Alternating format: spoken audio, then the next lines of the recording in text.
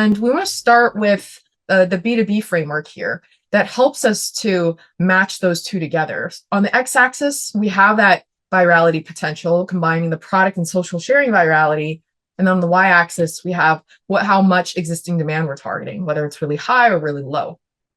If you're a B2B company and you're trying to target high existing demand, depending on whether you're targeting the low social virality versus high social virality, there are different channels where your main goal is to figure out how you can capture an existing need. So search engines, the ability to share the product within an organization, and even outbound sales with a very, very targeted pitch targeting very specific persona or ICP. These are great ways for you to be able to get power law effects for your acquisition. And if you're targeting low existing demand, your main job is convince the people that are potentially buyers for your product of a need. So the best thing to do here is going to be focusing on channels that allow for you to reach your target audience, but use things like communities and content and passive shares to subtly and slowly influence these individuals over time so that you build trust, credibility, and ultimately conversion in the longer run. We'll go through a few examples here of spanning the spectrum from low social sharing to high, and starting with Canva, which is a more individual focused tool to start with. When Canva first launched, they're in this category of digital design tools. And this is definitely already a very big category, meaning that there's a lot of search demand for it. So SEO is a great channel for them. And because it's something that people understand, when they use organic social as a strategy, they can create content that resonates with a lot of people.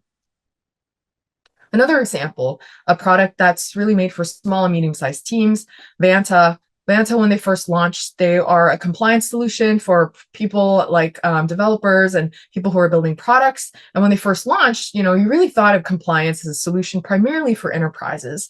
So they really carved their own space, and they started out by creating a lot of content that helped developers and companies understand why even as small and medium-sized businesses needed to care about building compliance and security into their products. So this allowed for them to drive a lot of credibility and drive a lot of awareness amongst their target user base.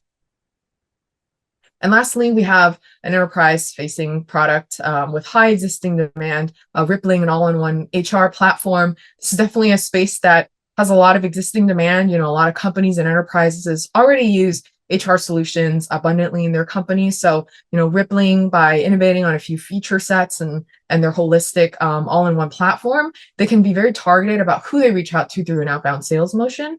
And of course, as more employees join the company, they're able to, easily invite people and onboard more people into the product itself. So, here, the high existing demand channels are really those that allow for you to target as many of those high intent customers as possible through search engines, through that cold outreach. And then secondarily, with a low existing demand, your main goal is to use content or the influence of other people, whether that's people in your target community, other thought leaders and influencers, to convince people and to convince companies of a need.